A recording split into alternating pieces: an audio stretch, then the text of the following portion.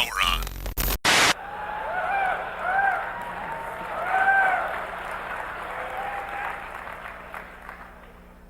That's fascinating.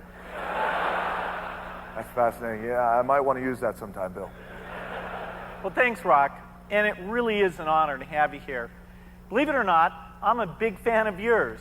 For instance, I know that you're a 5-time WWF champion, not to mention one of the top entertainers in the world. Bill, I'm very flattered. I'm a big fan of yours as well. For instance, The Rock knows you're the chairman and chief software architect of the Microsoft Corporation, a leading worldwide provider of software for the personal computer. Thank you, Rock. I'm very flattered myself. By creating Windows in 1983, a multitasking graphical user interface environment that runs on MS-DOS-based computers along with Windows NT and Windows 2000, completely self-contained operating systems that feature networking, symmetric multi-processing, multi-threading, and security. Bill, you've certainly revolutionized the technology we know today. Wow. Rock, that is impressive. But let's move on. Oh. You also like golf. That's true, I do. But today isn't about me, Rock. It's about the future of video games. Bill Gates, you never cease to amaze The Rock. Never cease to amaze The Rock. You're right again. Today isn't about you. It's about the new Xbox. And quite frankly, I couldn't be more excited. The Xbox is everything The Rock is. Cutting edge, powerful, exhilarating, and like The Rock, it will be the most electrifying thing coming out this year. And what The Rock is to sports entertainment, to the WWF, the Xbox will be to the video game industry a breakthrough and certainly an original. I mean, The Rock doesn't impress easily, Bill, you know that, but I'm pretty damn impressed with what we're seeing here today. And considering that this Xbox at this moment is only running on 1/5 of the system's power, it's very impressive. Bill, do you have any idea what The Rock would be like if he were only running on 1/5 of his power? Well, I would think that... It doesn't matter what you think, Bill. I'm sorry, Bill. It's just a force of habit. Rock apologizes. No, The Rock, even at 1/5 of his power, would still blow everybody out of the water, just like the Xbox. It is truly the future of video games, and I'm very excited to simply be a part of it if you smell what The Rock is cooking. Thank you. Great job. The Rock says, The Rock says.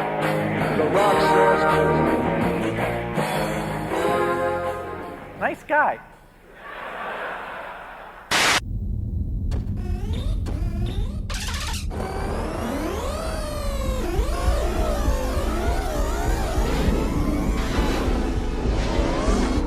Now entering the gaming grid. The latest gaming news, reviews, and retro culture, as only the man of tomorrow can deliver.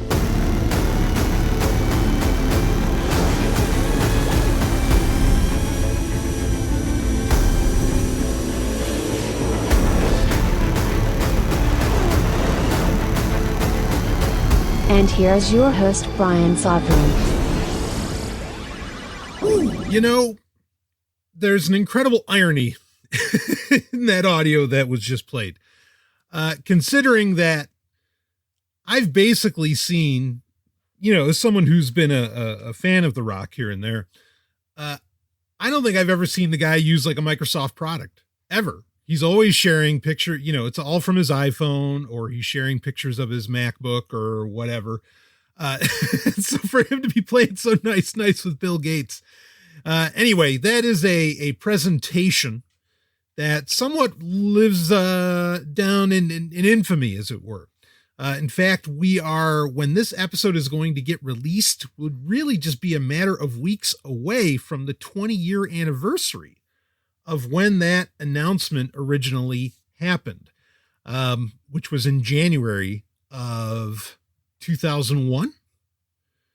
So if you didn't notice, and I'm sure you did from the opening, it is the man of tomorrow, Sabzu, the rated R radio star, Dr. Brian Sovryn here to do another little Sovryn Top 8, refreshing our top 8 games for varying platforms and consoles in 2020. And this is all about the original Xbox, or what often gets called the OG Xbox, the OG Xbox.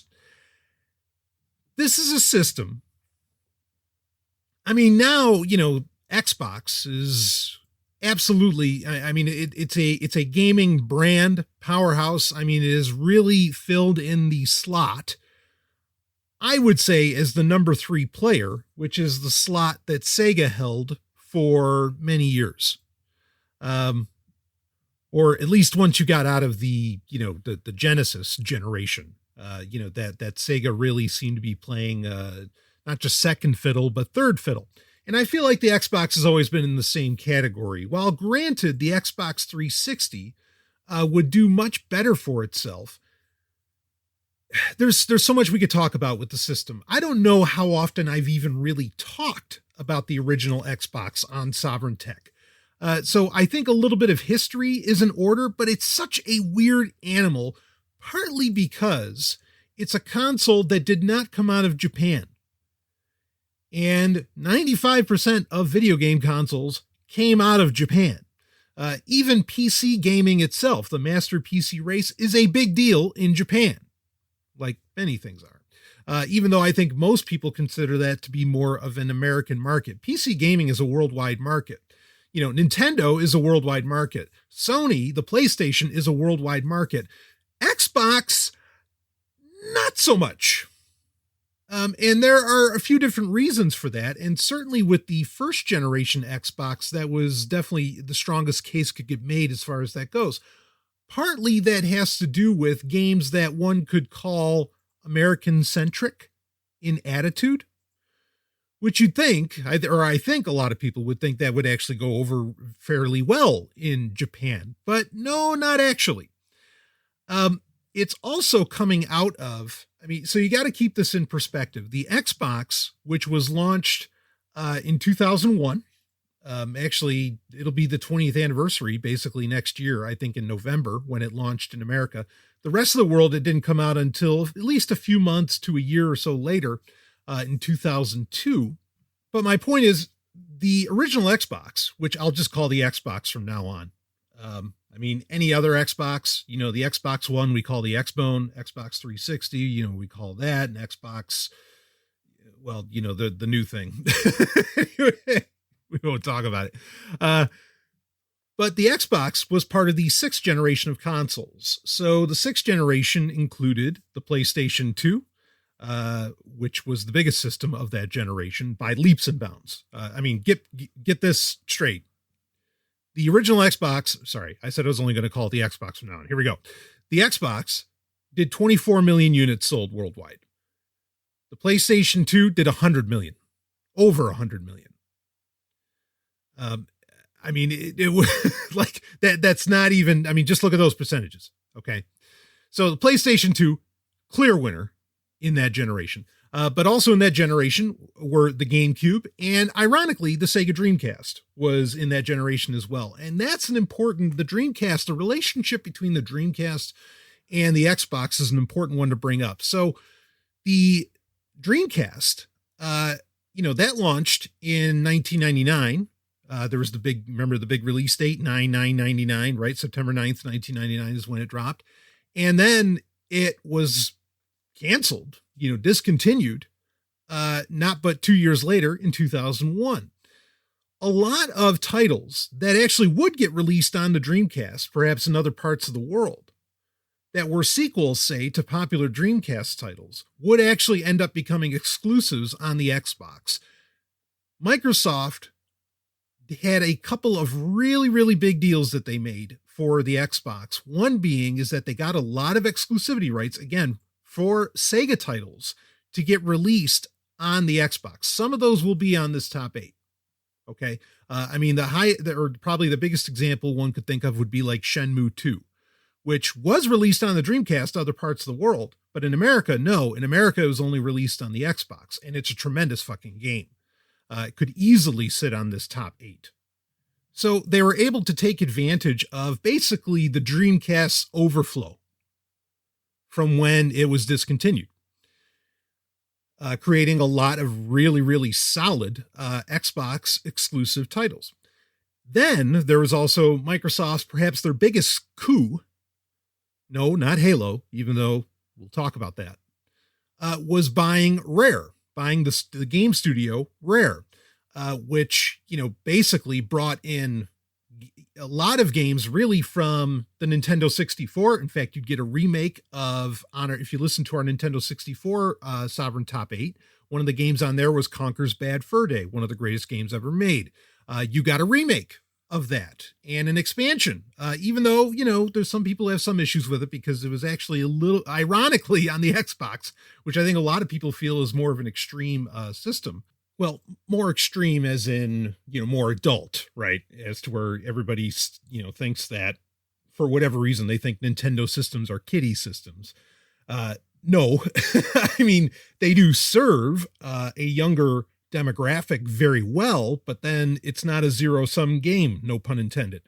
So it's just one of those ironies that when I think it was in 2005, it was like Live and Loaded. I think it was Conquer Live and Loaded when they did the remake that they actually censored stuff from the N64 version. You'd think it'd be the other way around. And it was originally supposed to be, anyway, we don't have to get down, go down that road and explain that story. But to continue on with the Xbox overall, so it was able to really jam itself into the 6th generation, partly because, again, it got to take that overflow of games from the Dreamcast, and they did a lot of really great deals with Sega, some of which we'll talk about during the top 8, because some of those games will be on this list. It's important to realize, and not that Microsoft is the only one that's ever experienced this, Sony has as well, but they never, in fact, they might have been billions of dollars in the tank on the Xbox console hardware itself. They never turned a profit on the Xbox. Microsoft was absolutely playing a very long game. I bring this up, okay? Understand, I owned an Xbox. The Xbox is, because of its, we'll get into it, because of its nature as basically being a PC. I mean, it really was. And to some degree, the Xbox has kind of kept that philosophy going forward. It's a heavily moddable system. And so it's one that people still, it's a system that I think people still mess with. Well, again, there's so much we could talk about here. My point being is that Microsoft, the Xbox did not become a success. The Xbox brand did not become a success because it had great games or because it sold well. It became a success because it was backed by one of the largest companies in the world that was making plenty of money in other places and could basically lose an ass ton of money on, this bet in the video game console industry, which is really what the Xbox was. If the Dreamcast did not get discontinued, I think we would have seen a very different bit of history, because even though, Microsoft has very deep pockets, there had to have been a dollar amount. I don't know what it was, but there had to have been a dollar amount where they would have said, okay, no, we are not getting into video game consoles like that. That's just, we're not going there.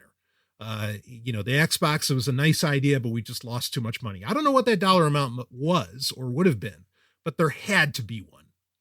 And even though, you've got Bill Gates going out there, and if anything, certainly his ego was on the line, right? You don't want him going out there and something being a failure.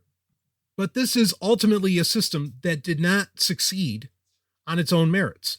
The Xbox 360, now different story. Okay. The 360 was a powerhouse. And I don't necessarily mean on the inside. I mean, in the industry, like the 360 was very much an unstoppable machine. I think that the 360 won the 7th generation. Actually, I think it did so very handily. At the very least, in America, it did that. everybody seemed to have owned a 360. And not only that, a lot of people still own a 360. So it's very much the, if I were to put it, to compare it, it's very much the PlayStation 2 of Microsoft's line of game consoles, in my opinion. But the original Xbox, no. And I'm not saying it's a bad system. It actually did a lot of really interesting things. And let's talk about some of that. So to understand the hardware itself, it had a 733 megahertz at a Pentium 3 inside of it. That was very powerful for a game console, understand. For a computer, that might seem to be, especially, think about it today, that'd be a joke. But for a game console, that was outrageous. I mean, that was overpowered, in game console terms. And also, this is one of the two bigger things about it, and I'm being kind of punny in saying bigger. It had an entire 3.5 inch hard drive in it. And that's the main reason why the Xbox was such a fucking tank. I mean, it was a big system. A lot of, tech journalists, game journalists would suggest that the reason why it wasn't big in Japan is because it was too big. Like, it was just too big of a console. And in Japan, space can be a premium in a lot of those high-rise apartments. And I know, I've been there many times. I mean, I understand kind of where that's coming from. There's a reason why the GameCube was so small. And this is true for a lot of areas around the world where, you'd think, you look at an Xbox, it's like, well, it's the size of a VCR. Who cares? In other countries, believe me, those kinds of things, like that kind of space, becomes a thing. And it's not, there's no like developing nation joke in that. Not at all. Quite the opposite. Okay. It was a monster of a system, but that's why. It's because it had basically PC components in it. So you had that aspect of it. The other big part that really differentiated, and I would say to this day, that differentiated the Xbox. So the OS for, the operating system for the Xbox was actually a heavily modified version of Windows 2000. So heavily modified, in fact, and I don't say that as, I loved Windows 2000. I've said at varying points on Sovryn Tech, I know that was my favorite version of Windows because they had all the capabilities of XP, but it looked like 3.1 more or less. And I like that a lot. So the heavily modified version of basically the NT kernel that was in the Xbox, what's interesting is that was a 3D operating system, meaning that it was navigated via a three-dimensional plane. And so like you would literally the menus and, everything that you did within it would like have depth. You would circle around. This was, and whether or not Microsoft was thinking about virtual reality at the time, I would argue the only reason that you're going to really do a 3D OS is either A, you're expecting virtual reality, or B, 3D televisions. They would have been well ahead of their time if they were thinking VR. Not to say that Microsoft hasn't been working in VR since the 90s. They have. HoloLens, sure, is, a fairly newer thing, but believe me, they've had their eyes on this stuff for a very long time. The 3D television thing, yeah, that was kind of coming in at that point or getting there. It was coming down the road, but I don't know that they would have necessarily been banking on that. And of course, 3D TVs, came and went, much like 3D movies in theaters did. So regardless, it is two interesting historical tech footnotes, or tech history footnotes, I guess I should say, is that it did have the very first 3D operating system, and it also was the first console to actually have a hard drive in it. Now, understand, like, say, the Sega Saturn, which I think the story of the Xbox and of Sega Saturn, they're actually very similar stories in many ways. The Sega Saturn, a lot of people, it's a funny thing, and I've been reintroduced to a lot of these factoids and a lot of these quirks in the past month or so, because I have gotten my Saturn rebuilt. I have my Terra Onion mode inside of it. Got my, my little, three SD card scaffolding from Laser Bear in there. I mean, like I went all out with this thing, got my action replay card and all that. And it's a funny thing, because you're looking at it, and now the Xbox had memory cards. Okay. They used flash memory, that you could, pop into the controller, right? Just like it had a rumble pack that you could pop in. I think it was a rumble pack that you could pop into the controller. It had slots on it where you could put stuff in, kind of similar to the Dreamcast. Clearly the Xbox was taking a lot of cues from everything that Sega had done previously, because, well, I imagine Microsoft knew who their competition was, right? Of course they did. But the Sega Saturn had no memory card. This is a very, like, you're looking for it. It's like, wow, this is fifth generation. I mean, the PlayStation had memory cards, the N64. Where's the memory cards in this thing? There was no memory card. It was all stored and powered by, a CR2032, right? A little BIOS battery. It was all stored on the console itself, on the Sega Saturn. But it really didn't have a hard drive like the Xbox did. And this was a problem. Basically, when that little CR2032 battery would die, and those die, even in computers, they can die inside of a year or two. I mean, sometimes they can last longer, but usually not. As soon as that battery died, all of your save data on your Sega Saturn was gone. I mean, it was a horrible, horrible plan on, or design, I guess I should say, on Sega's part. Now, if you have the action replay card that also updates the RAM on the Sega Saturn, that has where you can copy from the internal storage of the Sega Saturn, and you can rescue your save games basically. But the Sega Saturn originally couldn't do anything like that. Now the mode, the Terra Onion mode that you put in there, can save all your save games to your SD card that you put the same games on. But anyway, so that wasn't an issue with the Xbox, but it wasn't the first. It wasn't the first console to have what could equate to an internal hard drive, but it was the first one to have a traditional internal hard drive. Again, it was a full-on 3.5-inch disk drive. Classic stuff, glass platter, the whole thing. And now the memory card, like I mentioned, that you could plug into it, could actually copy save games from the hard drive. You could transfer them over and everything. I mean, it was a nice little setup. But it's an interesting thing that, that it was the first for a couple of those. Actually, really no other system. Well, no, that's not true, because you have internal hard drives, with systems all the time now. So they really set the standard with that. But they never really meant for it to be replaceable, as to where now, expanded storage on game consoles is incredibly commonplace. But they really set the tone for that. Another fairly unique feature for the Xbox. Now, it did have, Microsoft had Xbox Live in mind when they were developing the Xbox itself.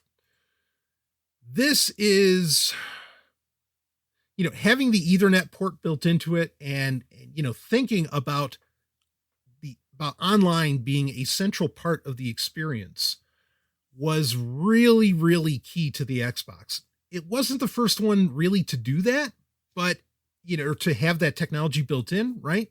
The Dreamcast, you could have, I mean, there are plenty of systems where you could add an Ethernet adapter. I mean, you could even do that with the GameCube. You could do it, with the Dreamcast, or you can hook up a modem to the Saturn, and so on. I mean, other systems had online play, available, but where it was part of the system from the ground up, that was certainly unique for the Xbox as well. And that allowed for, and man, I wish this was still a thing.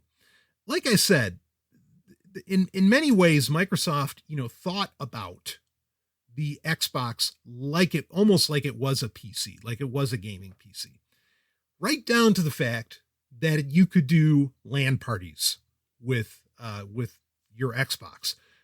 And as hilarious as it would be to see a little kid with the backpack that it would take to carry an Xbox to, his little friend's house and everything, because it's so damn massive. I mean, even more funny to see him holding the Duke, holding the controller in his hand. You could do it. I mean, it really is. I mean, you can't help but laugh when you think about the fact that Microsoft considered the Xbox to be not portable like the Nintendo Switch or a DS or a Vita or anything, but portable as in like you would actually take that to somebody else's house and you would plug it into another person's Xbox, have a separate television going, the whole thing, and you would have a little LAN party. That they would consider this something you would carry with you is mind-boggling to me. At the same time, as ridiculous as that is, I love the fact that the original Xbox, if you had 4 Xboxes or Xbox I, that you could do 16-player multiplayer, in one room, at a buddy's house, or I know where there were GameStops that would hold, or actually it was Electronics Boutique at the time. There was Electronics Boutique, so they'd have they'd have the screen set up like in a square fashion. They'd have the Xboxes all connected to each other, and everybody's rocking Jedi Academy, and it was fucking great, right? Or rocking Halo or whatever. Or even in movie theaters, they would do that sort of thing too. Awesome feature to have direct, LAN connection capability. Now you could only do up to, I'm fairly certain you could only do the 4 Xboxes, but that was a nice little feature. And it's one that I don't think any other consoles ever really bothered with. Now, granted, and I'll also understand the Xbox had the 4 ports, right? Where I'm still kind of baffled that Sony never made that a standard in the PlayStation of having 4 controller ports, because like everybody was doing that at the time, Dreamcast, N64 game, which started it, GameCube and so on. And yeah, I know you had the controller, where you had what do they call it? The 4-port tap or whatever that you could plug into it and it would expand a PlayStation to allow for 4 controllers. But the fact that it was never stocked, that always seems like a weird, because it's such an inexpensive addition to a console, mind-boggling. But regardless, the LAN party feature, basically of where you directly connected them of the Xbox, was a brilliant move in my opinion. And it really is a shame that, more consoles didn't jump on that. But I get why. I mean, also, because just jump one more generation and online is a key feature, of anything that you're doing. I mean, even for the Wii, or any game console, it became a key feature. So I get it. Now, another quick feature that the Xbox did have, but was kind of wonky. It technically had a DVD drive. Again, they just tossed a bunch of computer parts into this thing, traditional computer parts at that. It really had a DVD drive, but the software, unless you had, like there was a controller that you bought and the specific IR adapter, if that wasn't plugged into, into the Xbox itself, the software would tell you, and I guess there was a way to get around this, and it really was, I mean, it was a cheap move, right? Because with that would allow you to play DVDs if you had that in, finish my sentence. It was a cheap move though, because ironically, in my opinion, I think the DualShock controller for the PlayStation 2, and even as far as Blu-rays go with the PlayStation 3, though, more or less same functionality, is probably the best remote control for, even though, yeah, it's wired, but probably most of them are probably the best control scheme for navigating a disc, DVD or Blu-ray ever. I mean, I love it. It's just solid, works and makes sense. And you get it, and you get some like on-screen prompts and bingo. So for Microsoft to like force you to buy a remote, a traditional, like what looks more like a traditional TV remote, it was cheap. It was just a way for them to get an extra $30 out of you to play DVDs when they should have allowed for it to be out of the box. I get it. They're trying to offset some more of that cost, which they never recouped on the original Xbox. But that just came off. That was a bad taste. So it could play DVDs, but it was a weird situation. There were ways apparently to get around it. And of course, once you modded the Xbox, It wasn't an issue anymore. And, again, that thing is a little powerhouse, especially for its day, or, as in a technical powerhouse, not just an industry powerhouse. There's still a viable community around it, and a vibrant, I should say, community around it. And it's still viable to own one today. In my opinion, I'm not going to call it a great little system because it's not little, but it's a great system. And there are games available for it, even though, the Xbox brand and the Xbox line of consoles has done a good job of being backwards compatible. Even though a lot of that, you can kind of go back and play the stuff, some of the Xbox classics. I still think there's a beauty in the original hardware. And, speaking quick of the original hardware, before we get into basically the end of the Xbox, then we get into our top 8. To me, maybe the most important thing that the Xbox gave us, or actually, I want to inject something that I wasn't originally going to talk about, but I'm going to put it here because this was a feature that I was really excited about, practically sold me on the Xbox, on getting one, but it never really, lived up to its promise. It was something that they put in there, but the feature they gave it, but it was only really specific games that could take advantage of it. And again, it just never really lived up to the hype. It never lived up to the promise, but it was a feature that they put in because so many people were asking for it. The feature that I want to mention was the ability in certain games to put in your own soundtrack, meaning you could put, like MP3s onto the hard drive inside of the Xbox, right? Onto the Xbox's hard drive. And you could use that music, in certain games. And that music would play in the background instead of the music that traditionally came with the game. This was a brilliant feature. It was, at the time, I think it was the most talked about feature, other than maybe the LAN parties. It was the most talked about feature by the, shall we say, the gaming community in New York that I was a part of. Everybody was excited for this, and when you got Project Gotham Racing and you're thinking, wow, I could play whatever music I want. I mean, because you think of like Gran Turismo and, and some others are like Sledstorm and, a lot of these games, say from the PS1, where you had good music in it, but it got repetitive after a while. You can only hear, okay, that's not true. I can listen to Dragula forever, but you can really only listen to Dragula for so long, right? And then it's like, oh, I'd keep playing Sledstorm, but for fuck's sake, let me put in another song, And, or you could think of a lot of games, like a lot of flight games, or, flight simulators and other things where I would love to choose my own music. Can I please play Kickstart My Heart when I'm doing the Death Star trench run, right? Absolutely. I'd love to do that.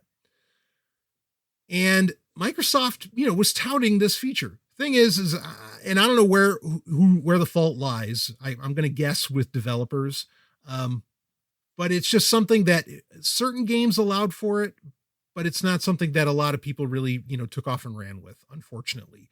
As cool of a feature as I really think that was, and in many ways would still be today.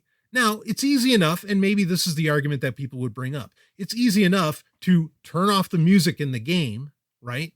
And, just have the sound effects playing, and then, have your CD player at the time, we're talking about 2001 here, have your CD player, just play whatever music off of your CD that you want. Yeah, you can do that.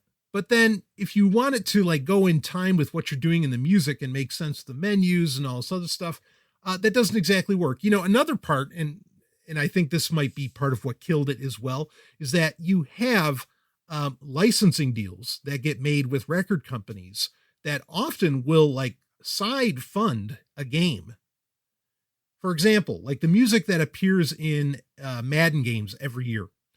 It's usually like whatever the latest, greatest, quote unquote greatest. I wouldn't call them greatest, but you get what I mean. Songs of the day. And that's a licensing deal being done between, EA and whatever record company. If you were able to remove the music, I mean, why would the record company do that license deal? So yes, game dev houses would lose out on some money if this feature were any more popular. And maybe that's what was going on there. Maybe that's why it never really took off with developers, because it was cutting into really some lucrative deals that would even get their, either give them more profit or even make their game viable to produce monetarily. So now the other great feature, or I don't know if you want to call it a feature, but the other great thing that the Xbox gave us is the Duke. What is arguably, although some wouldn't say it's inarguable, what is arguably the greatest controller in history. And I mean, I have sung the praises, sang, whatever.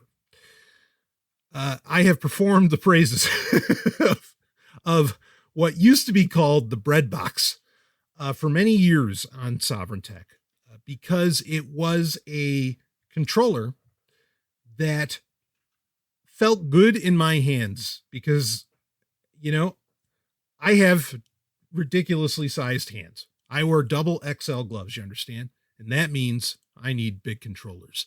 And the Duke just felt so damn good in my hand. and that's what they'd end up calling the Xbox controller, the original Xbox controller. And I don't mean the original Xbox as in the original Xbox. I do mean that, but I mean as in the original Xbox controller, because just a couple years down the line, Microsoft would release just to add more confusion to their naming schema, the Xbox controller S, which was the S just stood for smaller. Now, as to why Microsoft went with such a gigantic console controller, something that a lot of people don't realize is the amount of regulation. I mean, and it's classic intellectual property regs, it's patent law, but the amount of patents filed around console controllers. This is why you don't always see a whole lot of innovation, or you see very weird choices in design. For example, if you get something that people would also say perhaps is the greatest controller of all time, that being the DualShock 2 for the PlayStation 2. So very expensive to get your hands on an original for one of those. Often what people will do is they'll buy a third-party one from a company like Hyperkin, right? Which they have their Brave Warrior line, which are fantastic PS2 controllers, by the way. I have plenty of them and I use them all the time. An interesting thing to notice is that on the buttons themselves, the buttons, on a PlayStation controller are generally, X, circle, square, triangle, right? You look at the Hyperkin controller and it's not. Like, it kind of looks like a triangle, but it has like an open bottom, or it kind of looks like a square, but it actually looks like a C, standing on its head. The X looks kind of weird. Like, everything looks a little strange. All of that falls under patent law. And they literally cannot put a square on that button or they'd get sued by Sony. So, I mean, you've got to grasp why some of these things don't change, or why there's weird design choices. And a part of me wonders if Microsoft themselves had to make that controller so fucking big just to get past a lot of legal red tape. And then when they figured out the Xbox S, and, or maybe they could wait a couple of years and then a certain patent would be out, or whatever the situation allowed for them to go with an S. Or maybe it's just because they went with a bigger controller because they were trying to appease adults, which I firmly believe they're going after that demographic. I don't know, but I would not be surprised if it had to do with patents. It could just as easily be, because what their demographic that they were going for, their launch demographic. I could totally, rock that too. Maybe it's a bit of both. Who knows? So anyway, I am infinitely happy and grateful that they did decide to make the Duke. They decided to make a fucking controller for people with big hands. Hyperkin actually themselves have been remaking the Duke for years now. And I also have those and very, very, next to what's on my Switch, for any other system that I bother to play. Where I can, I'm plugging in, because it's just USB. I'm plugging in the Duke, baby, and using that. So I love it. Now, come around the time that I turned 24, or that I had turned 24, and that would have been May 12th, 2005. On that very day, in fact, Microsoft, I think it was on MTV, they had I remember watching it, they had not that there's any other reason I'd watch MTV, certainly not in 2005. They had their big announcement about the Xbox 360. Basically, that day, that year, the original Xbox was done. That was the end of it. Discontinued, no longer supported, only 4 years. It had a 4-year lifespan. Compared to the lifespan that the GameCube, and to say nothing of the PlayStation 2, which would appreciate nearly a decade of continual software development for it. I mean, Microsoft would drop the Xbox like a bad habit. I mean, they just stopped right then in 2005. Again, it had only been around 4 years. Now, like we said, they never turned a profit. In fact, they lost billions on the hardware of the original Xbox. So of course it makes sense that they would just instantly stop it like that. And especially when they came out with clearly a much more cost-effective solution with the 360. And then, they just went forward with that. But, they made sure that the 360 had some backwards compatibility to it. And I think that that's a great feature, which ultimately, I mean, you could say Nintendo pioneered that in consoles. I would say the PlayStation really did, or particularly the PlayStation 2 pioneered backwards compatibility, because all you had to do was put in a PlayStation 1 game. It did not require a Super Game Boy. It did not require, a GB player. It didn't require any of that stuff. And add-ons like Nintendo were doing wasn't technical. I mean, it was more like sideward or sideways compatibility, not backwards compatibility. So anyway, that was a smart move for the 360, because there were people who, if you owned an Xbox, a lot of people were really passionate about it. At the same time, maybe a lot of people didn't see that as a big deal, because if you were still into the Xbox in 2005 and 2006, you probably modded it, which wasn't the most difficult proposition by comparison to other consoles of its day. But again, there's still a thriving community. It is still a viable console to this day. And for what it is, fairly powerful, especially, I mean, well, we don't have to talk about emulation with it, whatever, but there's a lot of things that you can do with that system. And there's some games you might want to rock, some of which you might run into varying challenges as far as backwards compatibility goes today. So with all of that said, why don't we go ahead and get into, no, I'm not going to talk about how it was originally shaped like an X. Everybody knows that story, and it did end up looking like that. And what a shame. But boy, that thing was even bigger when it was just a giant X. But regardless, why don't we start talking about the games? Because that's really what we're here for. So we're going to give you a top 8. This is a top 8 that I'm going to do that is very different from other top 8s, because I basically have a list of Xbox games, and I really can just pick and choose here, but because I have more than 8. And so I'm just going to pick like 8 out of this list, and that'll be our top 8. It's something that I kind of refined here, is that there are at this time, there were a lot of games that were cross-platform. Meaning there are a lot of great games available on the PS2 that were also available on the Xbox, vice versa. Even on some of them might have been available on the GameCube, say like Enter the Matrix, or you could have interesting situations like Soul Calibur 2, where, on each console, it'd be the same game, but each console had a different bonus character. But I'm trying to keep this top 8 at games that were mainly, that were more or less console exclusives, more or less. Maybe they were available on the Dreamcast and other parts of the planet, but, for America, like they were console exclusives, here. So that's what I'm going to try and stick to. At the end of this, I am going to mention the top games for some listeners in the Sovereign Tech Telegram group, which they shared with me a bit ago.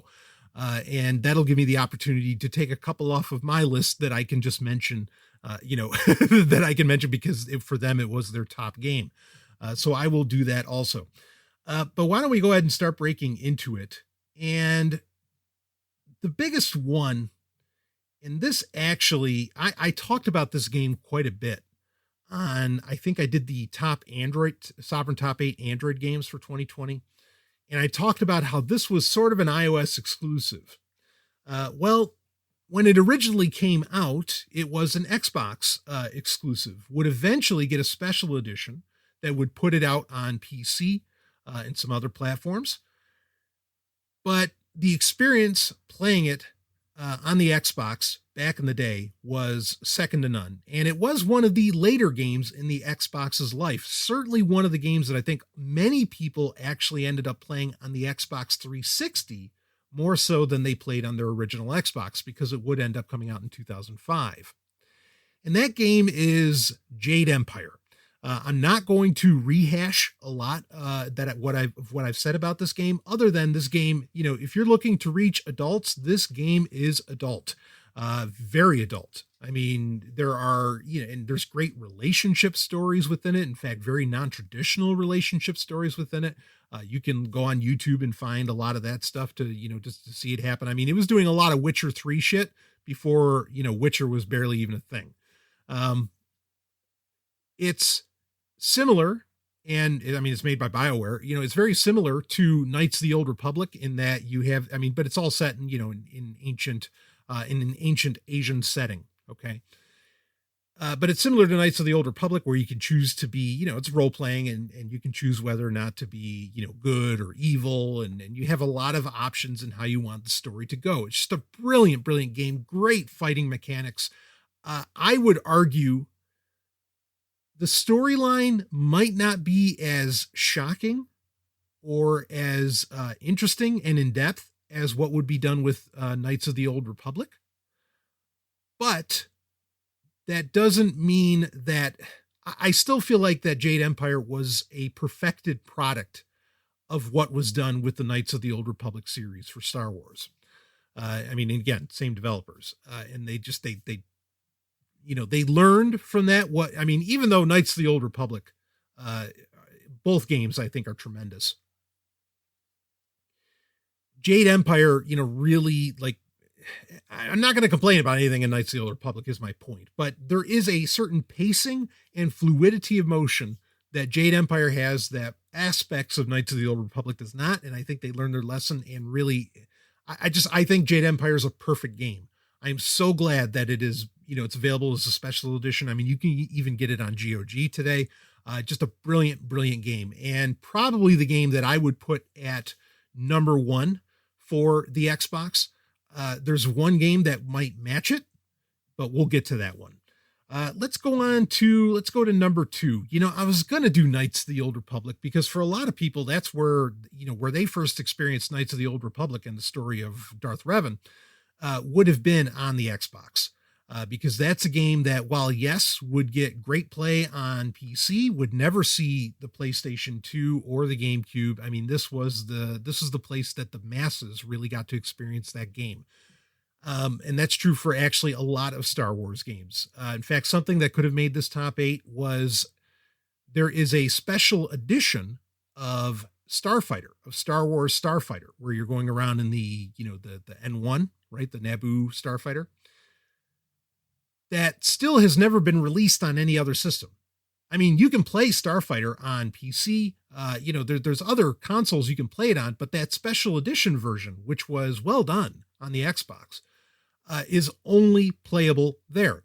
Just like Obi-Wan, Star Wars Obi-Wan. Now, you could argue that game's, a flaming turd, but it's only available on the Xbox. So it had, Xbox had did have a fair amount of exclusives in its day. And having Star Wars exclusives, especially at that time, regardless of what people thought about the prequels, it was still the hot property, as to where I don't know that having Star Wars exclusives today is going to do a whole lot for you. Back then, it did do something for you. And Microsoft was wise to try and, secure those. So I could certainly have done Knights of the Old Republic 1 and 2, but that's on everybody's list. So why don't we skip that? But let's talk about, I guess, the competitor for perhaps Jade Empire's #1 slot. And that would be a sequel to a Dreamcast game. And the sequel is called Jet Set Radio Future. Now, in America, you would know it's the first game in the series is Jet Grind Radio.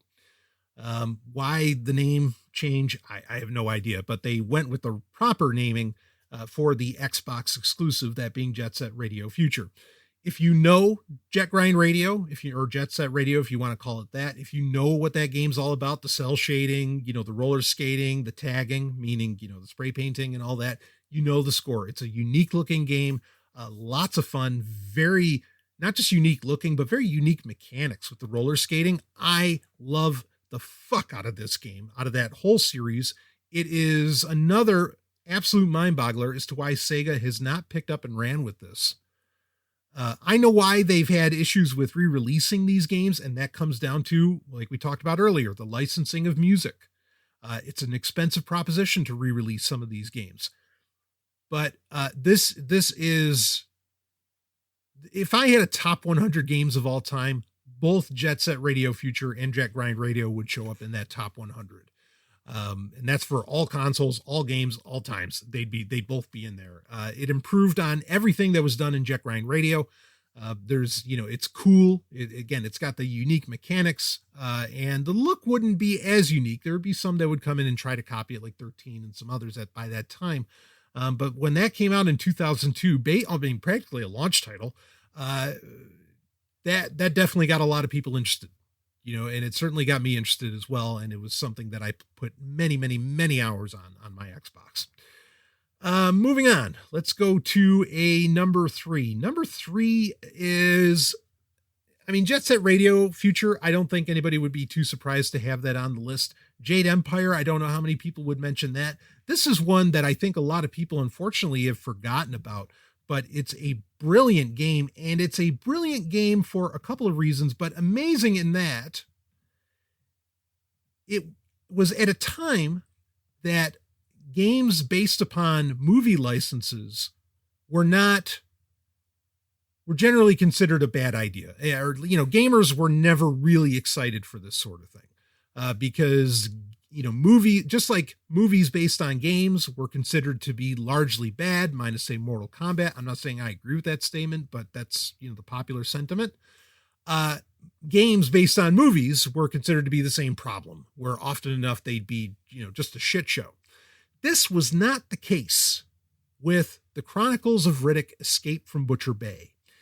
This is a game that has also been updated and re-released in recent years with, they renamed it to Assault on Dark Athena. Apparently, Vin Diesel claims to be a pretty hardcore gamer, and he opened up his own, he had, studio, Tygon Studios or whatever it was. And apparently he was really, really deep into the development of this game. Certainly he lent his likeness and voice work to it. It had an awesome story. It was somewhat of it was a tie-in and kind of a prequel to the movie, the Chronicles of Riddick. I think it took place just after Dark Fury, which was an animated movie that took place between Pitch Black and Chronicles of Riddick. This is a great third-person action game, great stealth action, and I mean right fucking up there with Metal Gear Solid. I don't know why this game doesn't get remembered as readily as it should. It was a brilliant, brilliant game. And I mean, when it got re-released as Assault on Dark Athena, it would end up on multiple, platforms at that point. It would end up on Windows, and PlayStation 3 and so on. It would get re-released on the 360. But it was originally an Xbox exclusive and just a tremendous game. Great storyline, everything about it. I mean, it gave us a lot of hope at the time that, wow, Vin Diesel's going to do a video game studio. He might, this isn't just a gag. This isn't just some stupid money-making scheme. He's serious. He wants to make great games. It gave us that kind of hope. Now, I'm not saying that it went anywhere. And I don't know that this game sold necessarily well, partly because, I don't know, I don't think Chronicles of Riddick did very well either, even though I think that's a fantastic movie and one of my favorite movie franchises overall. This is great stuff. Again, you can play it in better ways and on other systems, but it was, I think, revolutionary at the time.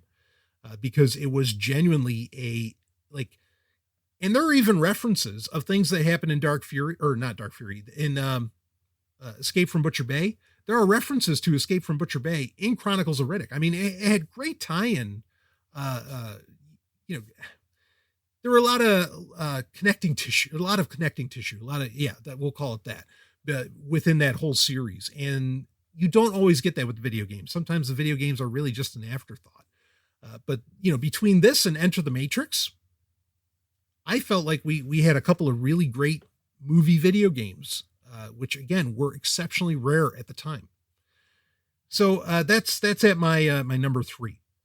My number 4 is a very, very rare bird. My number 4 is a game called Steel Battalion. Why is it a rare bird? While the Xbox would actually do, and I don't know, somebody at Microsoft just loves mechas. Like they just love giant, human controlled robots, robot vehicles. This game, Steel Battalion, while the Xbox would actually have a lot of mecha games like Phantom Dust, and maybe something else that might appear on this. I'm going to save the name because it might appear on this list. But Steel Battalion was, you're controlling a giant robot. You're in a mecha. Okay. And the game cost like $250 because it came with a controller called the Mega Jockey 9000. And it was this huge controller with, I don't know how many fucking buttons on it. Just a stupid amount, like 100 buttons or something. And you kind of could play the game without it, but not really. You needed this controller.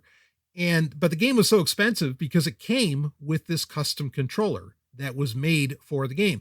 Now, I think that's a great experiment in itself to sell custom controllers for games.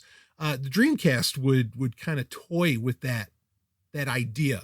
Like with, fishing controllers for Sega Bass Fishing or Seaman, or, there's games where that sort of thing had been tried before. But Steel Battalion, just took it on steroids, and awesome. Just go look it up. Go look up a full on real review where you can see the controller, not, just listening to me on a podcast about it. But there were other games in the series. In fact, another one, there was it Line of Contact? I think that came out a couple of years later in 2004.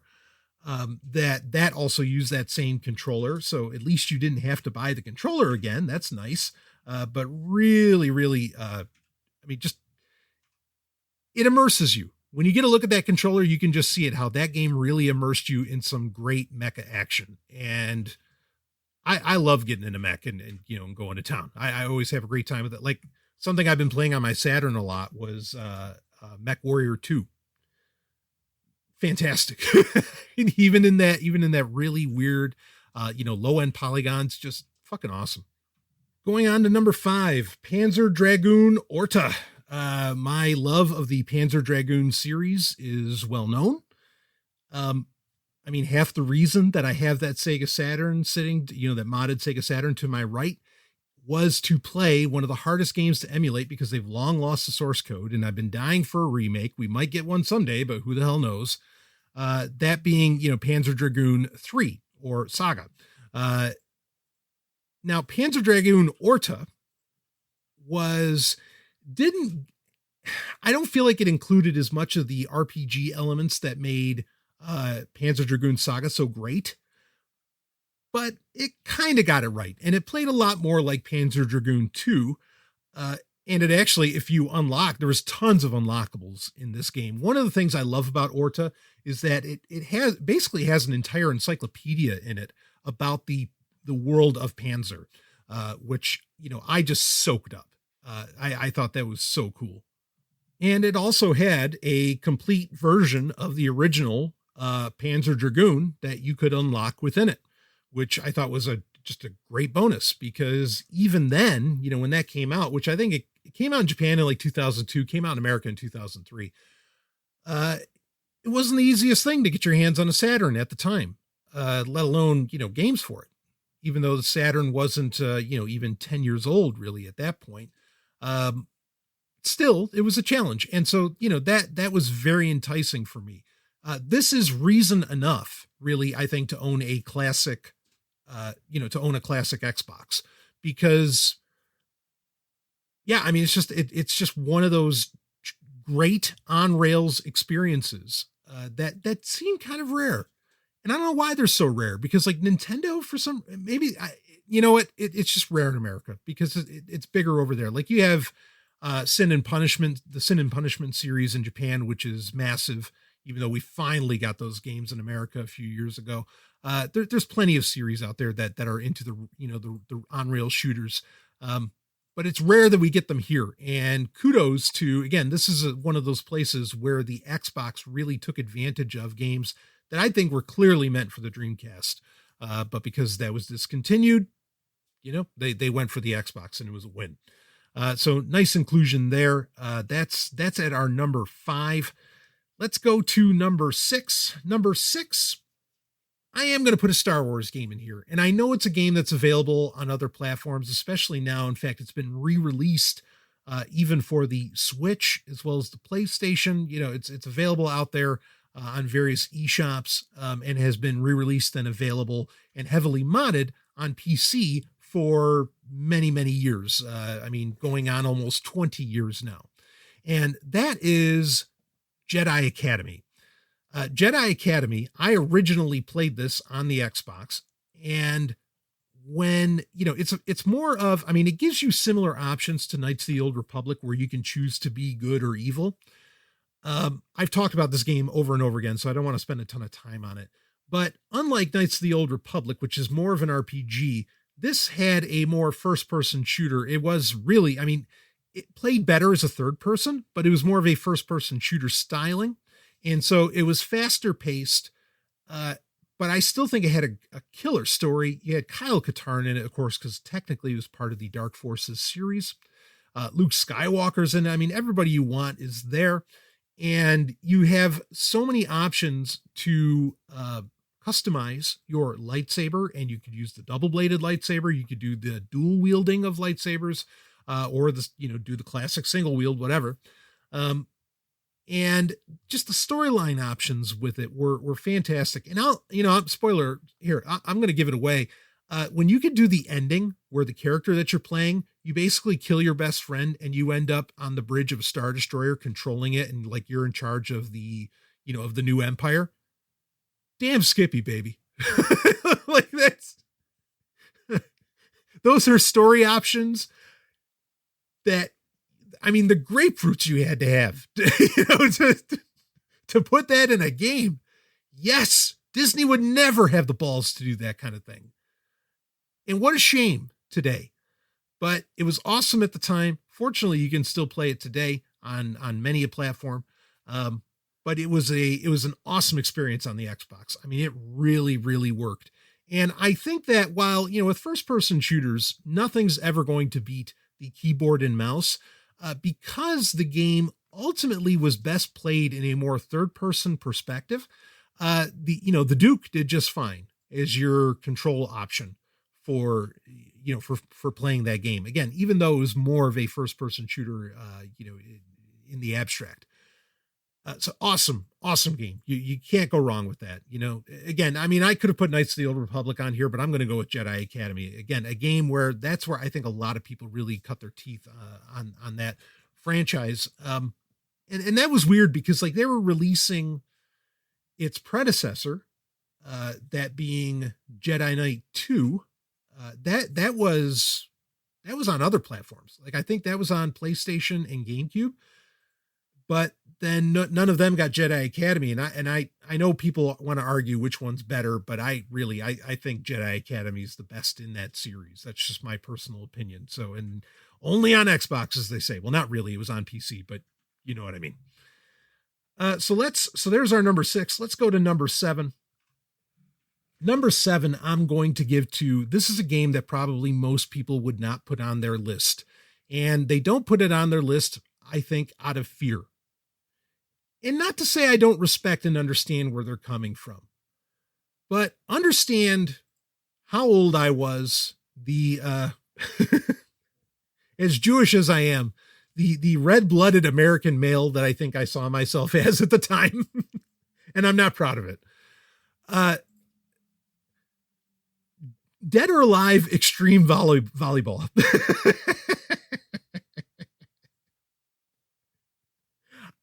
I'm putting that at number 7. The Dead or Alive series, which I think most people in America got introduced probably through, which I think it was a launch title for the PS2, was DOA 2 Hardcore, basically, Dead or Alive 2 Hardcore. This is a famous and infamous fighting game series, a great fighting series. I mean, the mechanics are awesome. And I don't mean like the body mechanics. I mean like the controls are really, really slick. I love the Dead or Alive series.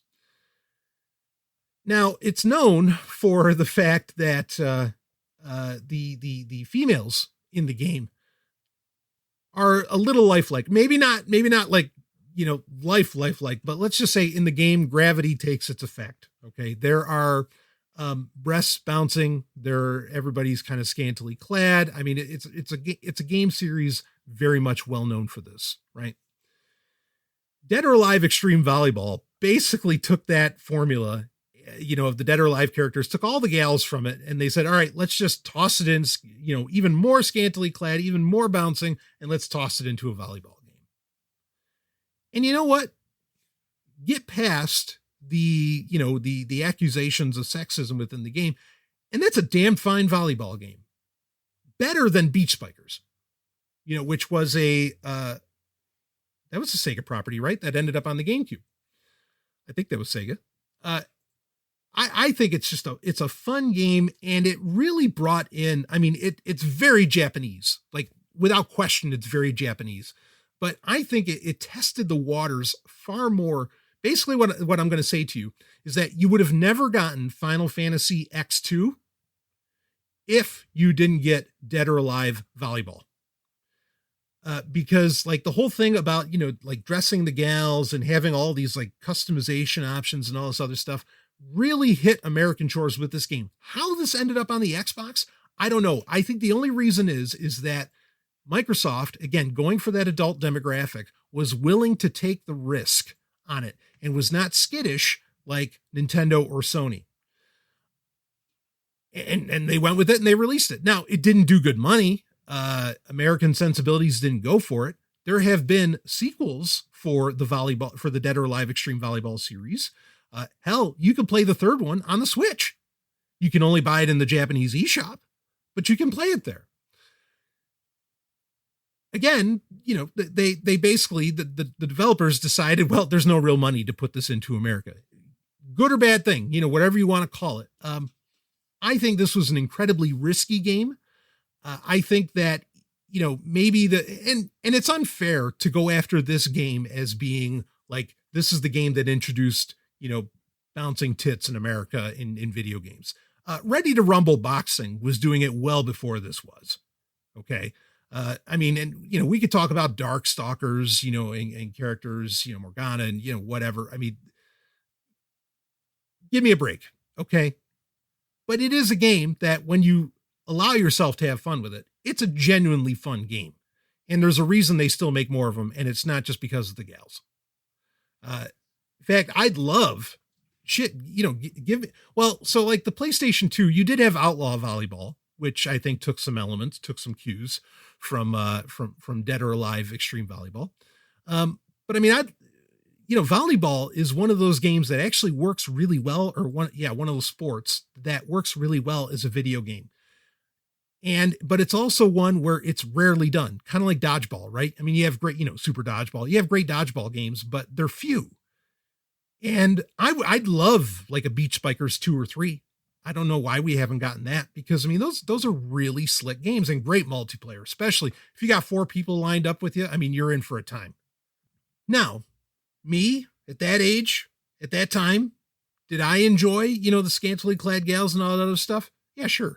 I did, and I get why people didn't like it. I understand why it didn't sell well in America and all this, but I think it's a damned risky game. And again, a fun one if you get past certain elements of it. If those elements are even a problem for you, right? So yeah, I'm going to include it here because everybody seems to just want to ignore that it ever happened. No, it happened. I thought it was fun. I enjoyed it for what it was. It had an audience. You could say an immature audience if you want, but I'll give Xbox credit for doing some very unique games. This is something the 3D revolution that really happened. Somebody emailed me, and I'm going to get to it on an actual Sovereign Tech. Someone emailed me, I forget who it was, saying that, I forget what I had said. I'd have to look at the email again, but I forget what I had said was like the best console ever. And the guy basically said, yeah, but what if you were, on a stranded on an island, what system would you want? Would you really want there? And I was thinking about it when I read the email. I got this email some months back. And I was like, yeah, I'd probably take a PlayStation 1 with me. Why?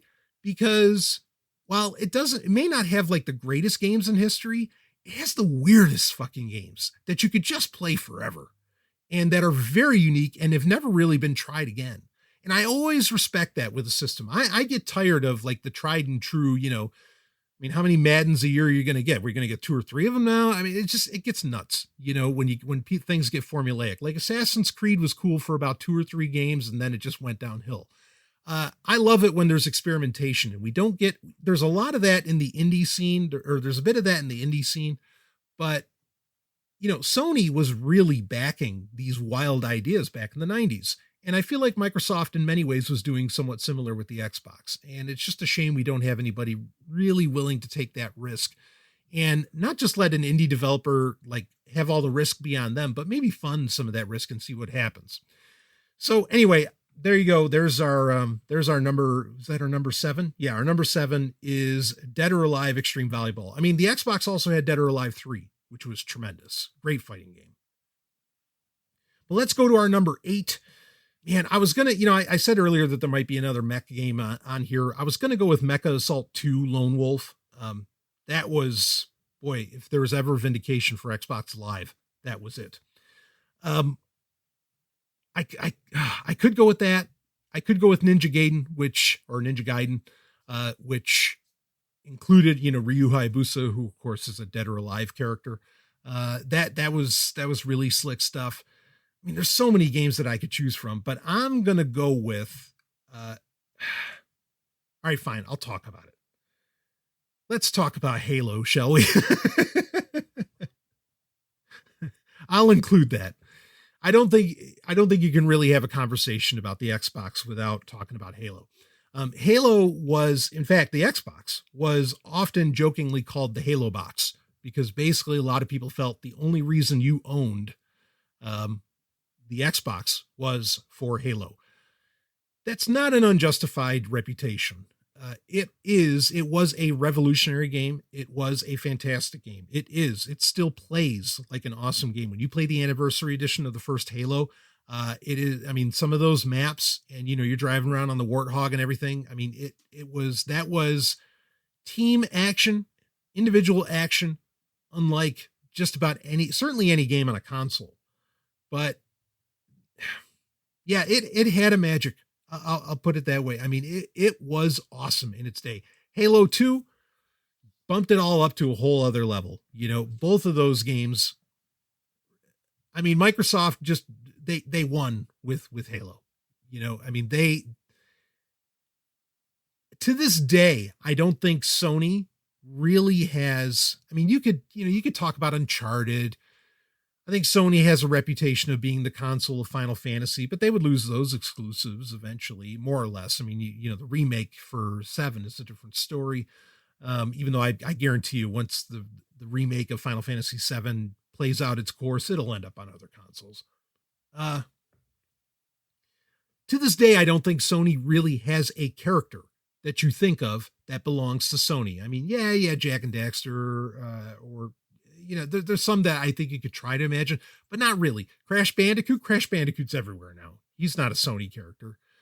Might have been with the PS1, but not with the PS2. For Microsoft to pull off